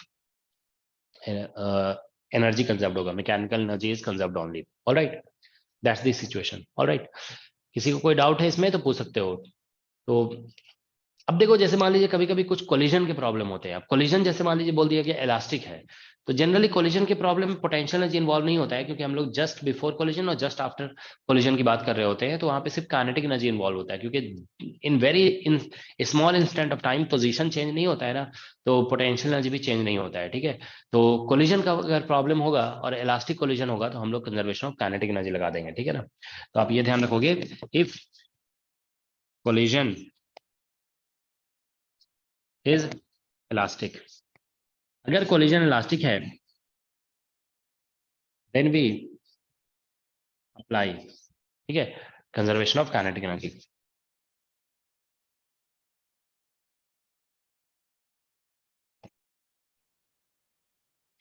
ठीक है। तो उसमें हम लोग conservation of kinetic energy apply करते हैं, ठीक है। So if collision is elastic then we apply conservation of kinetic energy, is that okay? तो ये कंजर्वेशन लॉज हो गया इन केस ऑफ मतलब ये जनरल हम कंजर्वेशन लॉ जो बताया है ना आप लोगों को, ये ऐसा मत समझोगे कि सिर्फ रिजिड डायनामिक्स के लिए बताया गया है, ये जनरल कॉन्सेप्ट है, ठीक है ना। लेकिन हम लोग इसको रिजिड डायनामिक्स में भी अप्लाई कर सकते हैं। अच्छा, पोटेंशियल देखो फोर्स कंजर्वेटिव है तो इसलिए इसको ग्रेडियंट ऑफ फोर्स में लिख दिया जाता है, ठीक है ना। एक रिलेशन इसमें और याद रखोगे, कभी कभी हमें जरूरत पड़ सकता है, ठीक है ना। जैसे हम लोग इसको बोलते हैं डिफरेंशियल रिलेशन, इसमें पोटेंशियल एनर्जी दिया हुआ होगा तो हम फोर्स निकाल सकते हैं, लेकिन एक होता है ना कि जैसे मान लीजिए फोर्स दिया हुआ है तो पोटेंशियल एनर्जी निकालने के लिए फिर ये फॉर्मूला होता है U इज इक्वल टू, ठीक है ना, हम लोग F डॉट dl ऐसे लिख देते हैं, ठीक है ना, यहाँ पे माइनस साइन होता है, और इसको ऐसे भी लिखा जाता है, देखो U is equal to integration F dot dl from मान लीजिए R to some reference point, इस तरह से भी लिखते हैं, ठीक है ना। ये हालांकि ज्यादा यूज होता है, ठीक है। तो if you know the conservative force you can get the potential energy from here, okay. ये जस्ट देखो हम एक बेसिक मैथमेटिक्स से ये आता है, थोड़ा सा जस्ट मेंशन कर देते हैं। आप लोग जानते हो ना कि मैथमेटिक्स में ऐसे बोला जाता है कि if there is a scalar function u then change in function can be written as gradient of function और डॉट डीएल ऐसे लिख सकते हो। तो ग्रेडियंट ऑफ यू की जगह पे आप माइनस एफ लिख देंगे, तो यहाँ पे आ जाएगा देखो, तो ये बन जाएगा ऐसे d u is equal to minus F and dot dl. ठीक है, तो यहां से u आप निकाल लेंगे, तो u is equal to minus F dot dl. ठीक है, तो ये सिचुएशन है।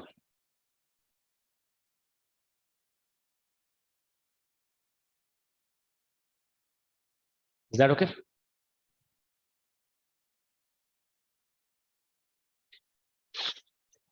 ठीक है, तो ये कंजर्वेशन लॉज हो गया। अब हम लोग इस पे प्रॉब्लम्स स्टार्ट करते हैं। कभी कभी देखो ये सब की जरूरत हमें कब पड़ेगी, जैसे मान लो कभी पोटेंशियल एनर्जी दिया हुआ है, फोर्स निकालने के लिए बोला गया तो इसको यूज कर लेंगे। कभी ऐसा होगा कि फोर्स दिया हुआ है और पोटेंशियल एनर्जी निकालने के लिए बोला जा रहा है तो इसको यूज कर लेंगे। अब लाइन इंटीग्रेशन है ना, वेक्टर में तो लाइन इंटीग्रेशन आप पढ़ चुके हो, ठीक है ना, तो वही लाइन इंटीग्रेशन यहाँ पे यूज करेंगे हम लोग। ओके, ठीक है। अब देखिए हम लोग नेक्स्ट प्रॉब्लम्स पे आते हैं। सर ग्रेडियंट में नेगेटिव साइन वो नेगेटिव कन्वेंशनली लिया जाता है, ठीक है ना, हम लोग वहां पे पॉजिटिव भी ले सकते हैं। ठीक है, मैथमेटिक्स की बुक में देखोगे ना तो पॉजिटिव साइन लिया हुआ होता है।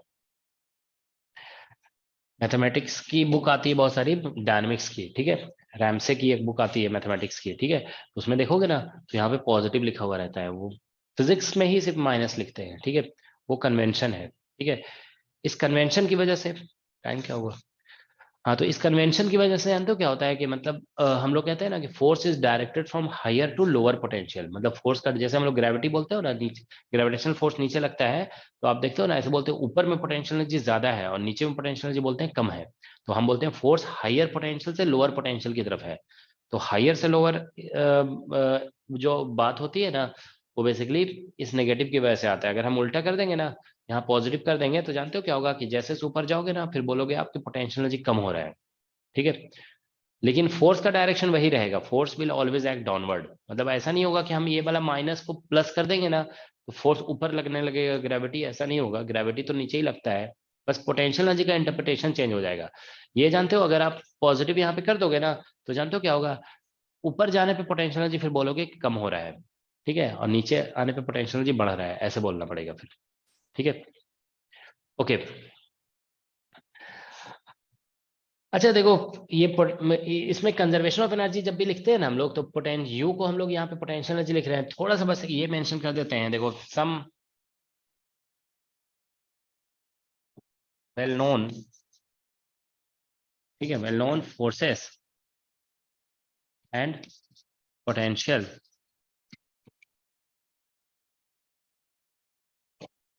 एनर्जी, कुछ वेल नोन फोर्सेस और पोटेंशियल एनर्जी देखिए हम लोग लिखने जा रहे हैं। ठीक है, तो जैसे देखिए हम लोग यहाँ पे फोर्स इधर लिख देते हैं और इधर लिख देते हैं पोटेंशियल एनर्जी।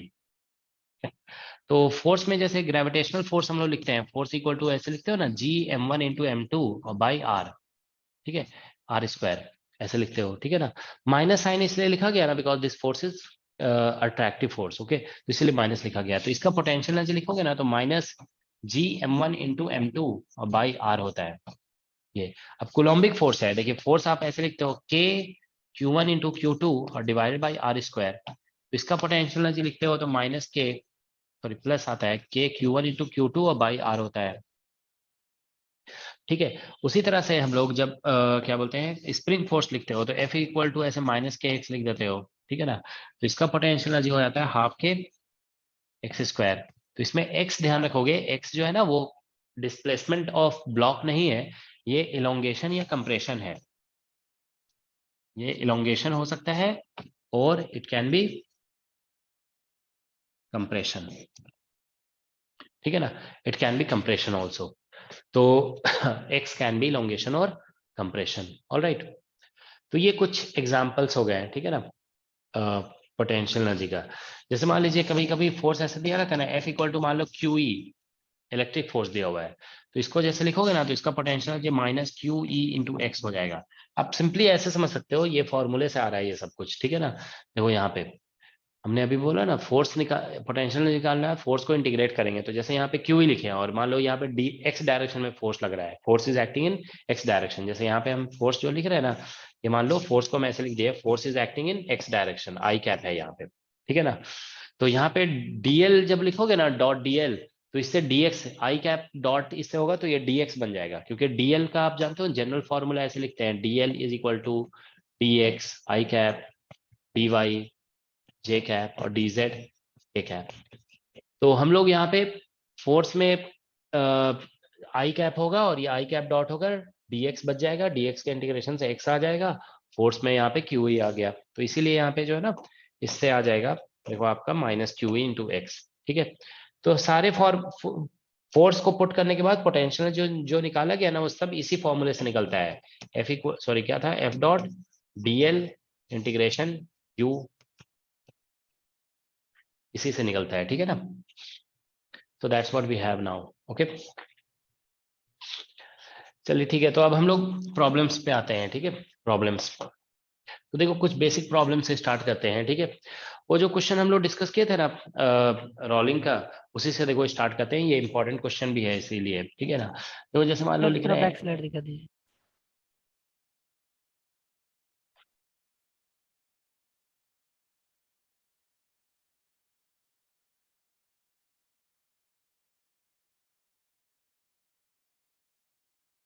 Okay sir. ठीक है। तो ये रिजिड वेट डायनामिक्स ऑलमोस्ट आज आप लोगों का कंप्लीट हो जाएगा, क्योंकि इसमें कंजर्वेशन लॉस के भी क्वेश्चन इंक्लूड हो जाएंगे, ठीक है ना। तो देखिए क्वेश्चन ऐसा है कि जैसे मान लो एक डिस्क है, क्वेश्चन नंबर 1, ये एक डिस्क है, समझ जाओगे तुम लोग, ठीक है ना। ये इसको हमने ऐसे रोटेट करा करके, ये सॉरी इसका एंगुलर स्पीड दे दिया हमने ओमेगा नॉट, ये इसका एंगुलर स्पीड है ओमेगा नॉट, ओमेगा नॉट, और इसका अभी लीनियर स्पीड नहीं है, there is no linear speed, VC 0 है, ठीक है ना। ये डिस्क है, ठीक है। अब जानते हो इसको हम ऐसे रोटेट करा करके छोड़ दिए, ठीक है ना।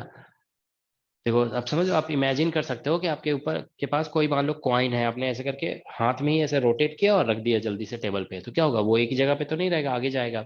तो लेकिन स्टार्टिंग में जो मोशन है ना उसको रोलिंग नहीं बोला जाएगा, क्योंकि स्टार्टिंग में आप देखो यहाँ पे VC 0 है, तो इसका मतलब VC is not equal to omega R. इसमें क्वेश्चन पूछा जाता है कि find omega when rolling starts. तो जब रोलिंग स्टार्ट हो जाएगा ना, तो आपको इसकी एंगुलर स्पीड बतानी है, ठीक है ना।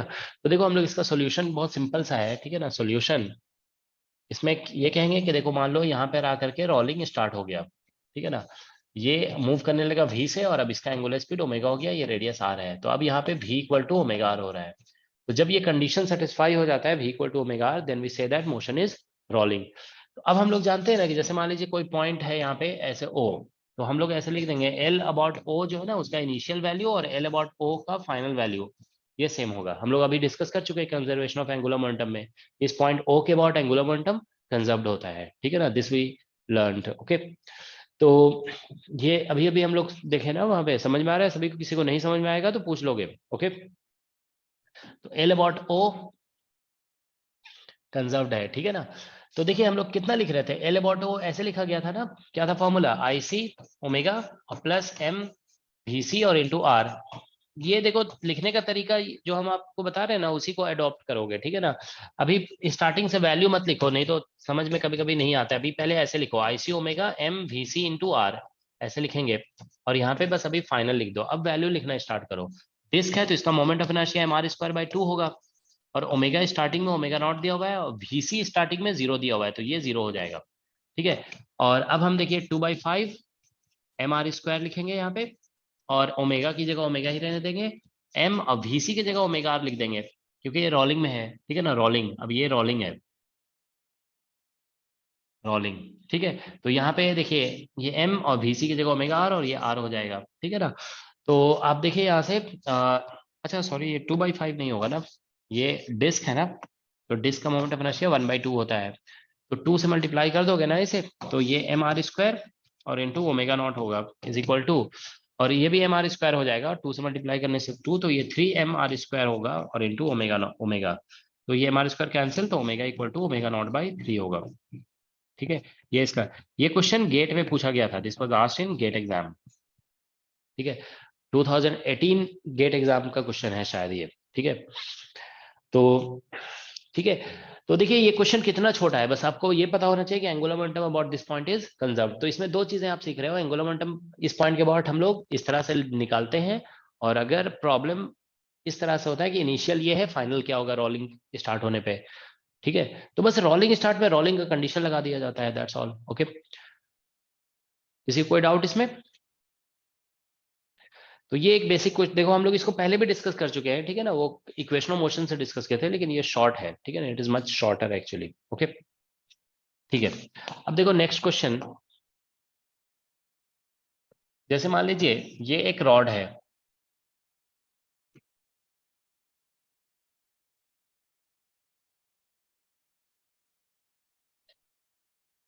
ठीक है, दिस इज ए रॉड, और ये ऑन टेबल है, ऑन टेबल। इस रॉड का मास मान लो m है, और एक पार्टिकल ऐसे आ रहा है यहाँ पे v0 स्पीड से, इसका भी मास m है। ठीक है, अब हम मान के चलते कि ये पार्टिकल यहाँ पर आकर के स्टिक कर गया, ठीक है ना, so particle sticks to the rod. ठीक है, बैक स्लाइड दिखा सकते हैं? इसको हम पहले ध्यान रखोगे, इस क्वेश्चन को हम पहले भी सॉल्व करा चुके हैं इक्वेशन ऑफ मोशन से, torque equal to I alpha और F equal to M A लगाकर इस क्वेश्चन को सॉल्व कराया गया था। ठीक है,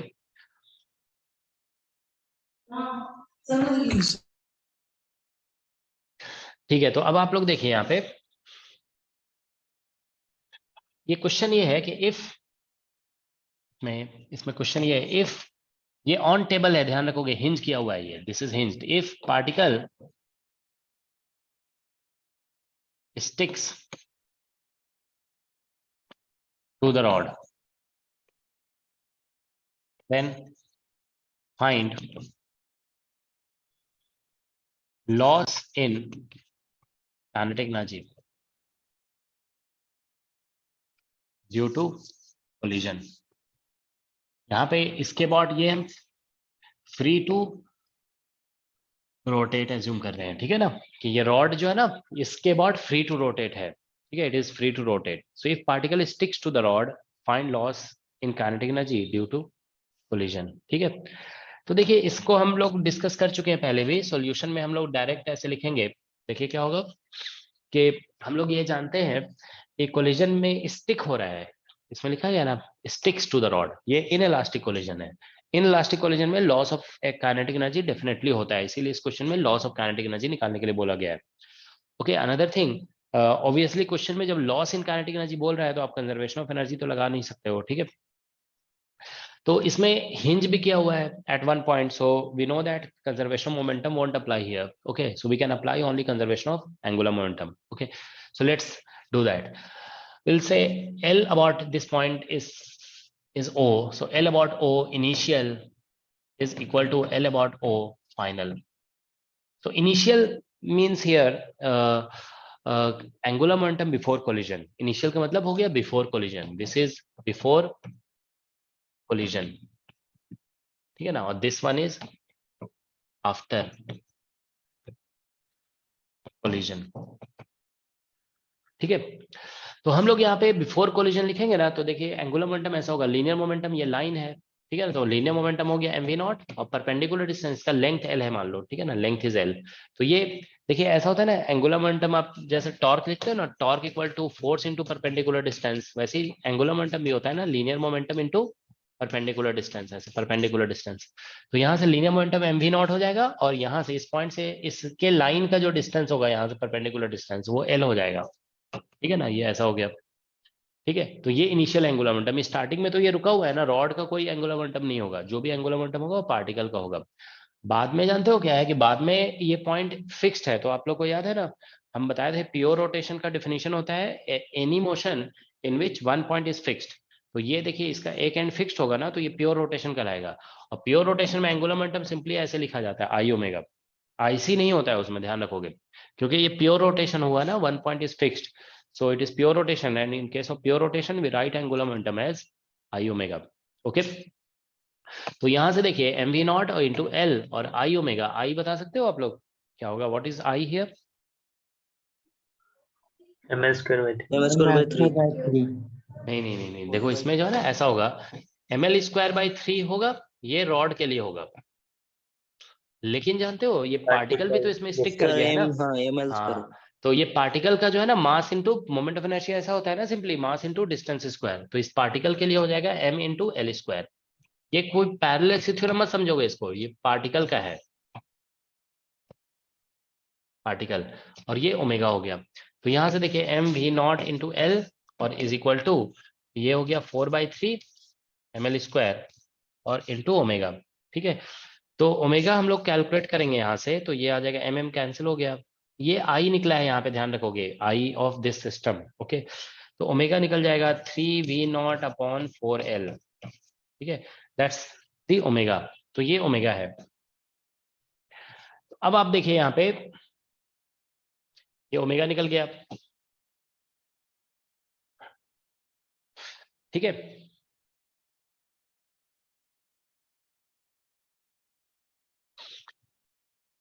three v naught by 4l, that is the value of omega.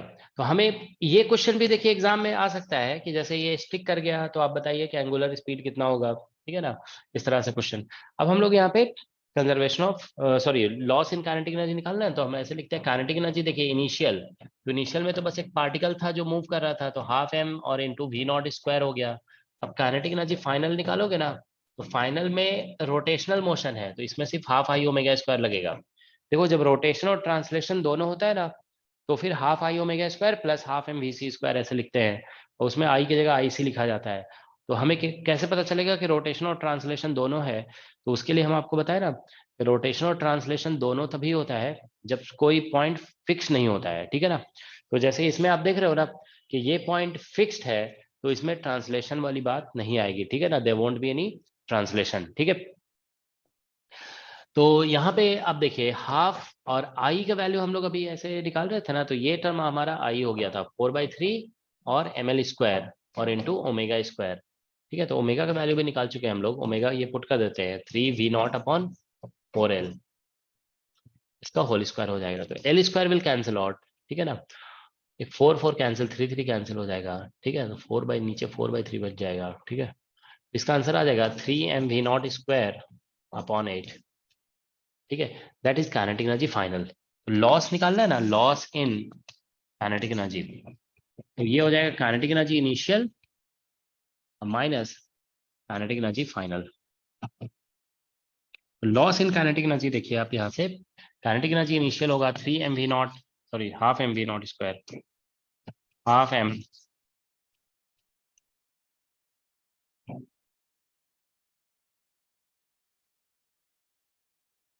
तो इससे आगे आंसर हमारा। ठीक है, एलसीएम अगर ले लोगे 4 - 1/8 आ रहा है answer, 1/8 mv0 square, that is the loss in kinetic energy.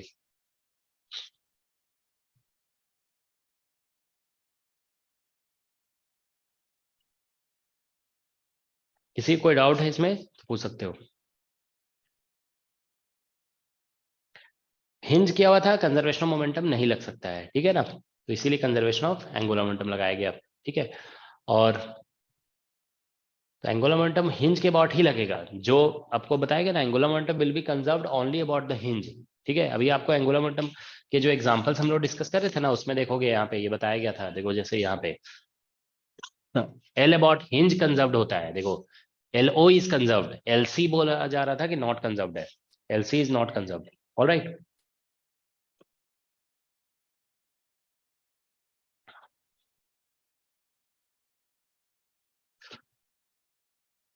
किसी कोई डाउट है तो बताइए। तो ये क्वेश्चन देखिए ऐसे हो गए जिसमें हमने एक क्वेश्चन में, ये वाले क्वेश्चन में अप्लाई किया कंजर्वेशन ऑफ सिर्फ एंगुलर मोमेंटम, इस क्वेश्चन में भी अप्लाई हुआ कंजर्वेशन ऑफ एंगुलर मोमेंटम, है ना। दोनों में कंजर्वेशन, मेनली कंजर्वेशन, ये दोनों क्वेश्चन हो गए कंजर्वेशन ऑफ एंगुलर मोमेंटम का। सर अब एक कोलिजन क्वेश्चन, प्लास्टिक होता तो क्या डिफरेंस आता है इसमें?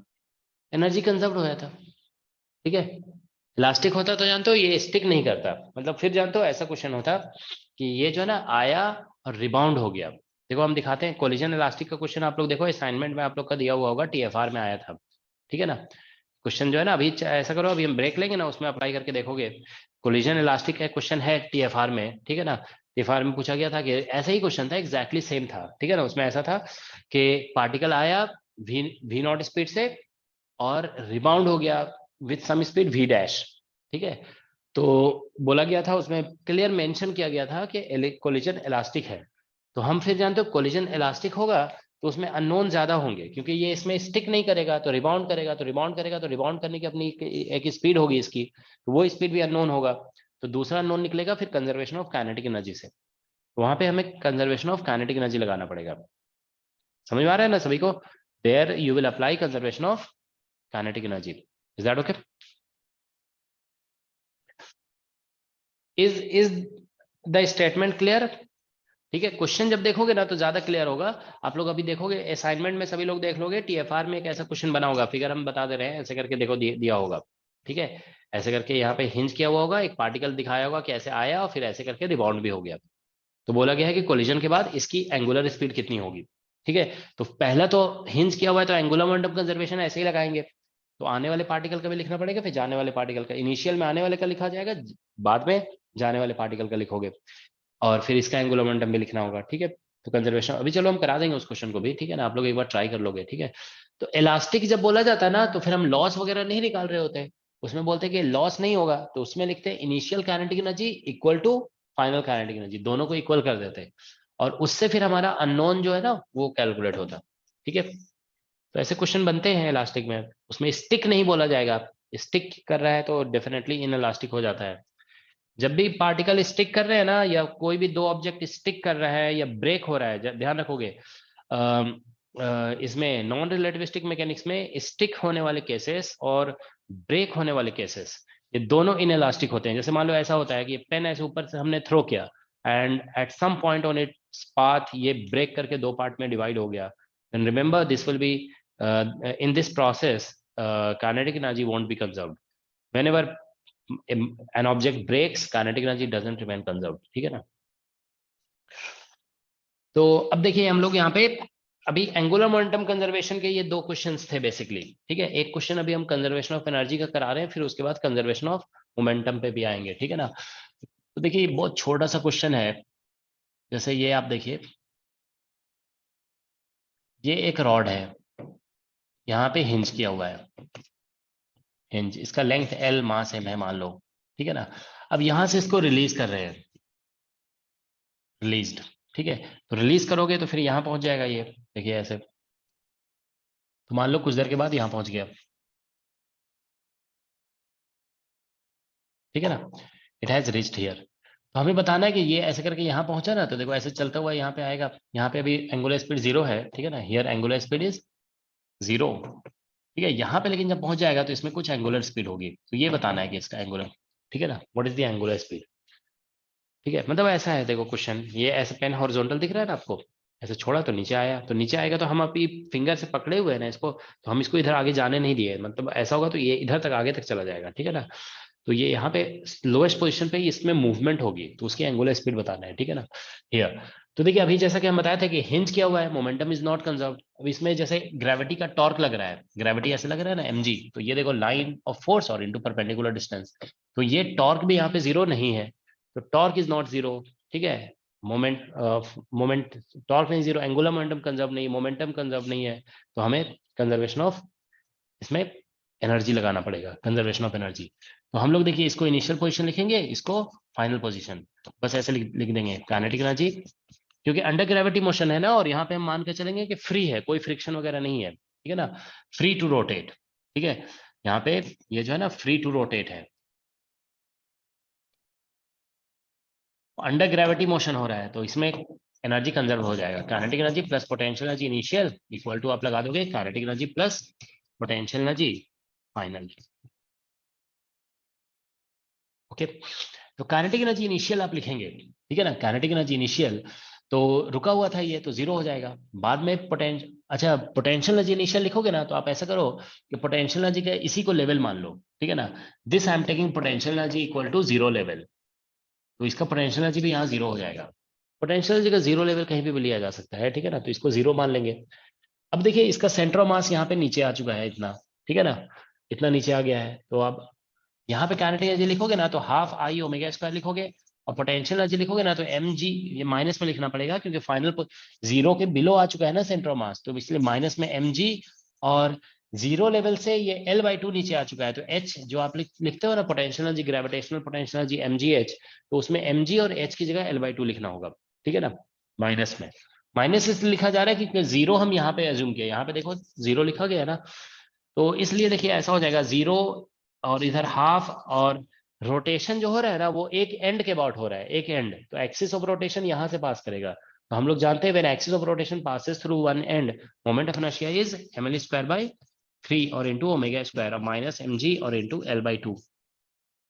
mm कैंसिल हो जाएगा, ये कैंसिल हो जाएगा, तो ओमेगा जो है ना यहाँ से 3g/L, आंसर, इतना आंसर आएगा, ठीक है, दैट्स द आंसर। किसी को कुछ नहीं समझ में आया तो पूछ सकते हो, ठीक है। तो देखो मेन जानते हो, प्रॉब्लम तो बहुत आसान होते हैं ये सब, इसमें मेन ये समझ में आना चाहिए कि अप्लाई क्या करना है, which conservation law you have to apply. Okay, चलो फिर हम अभी स्टॉप कर रहे हैं, ठीक है। हम बोले थे ना कि 120, अभी हम 140 में स्टार्ट करेंगे, ठीक है, ठीक है।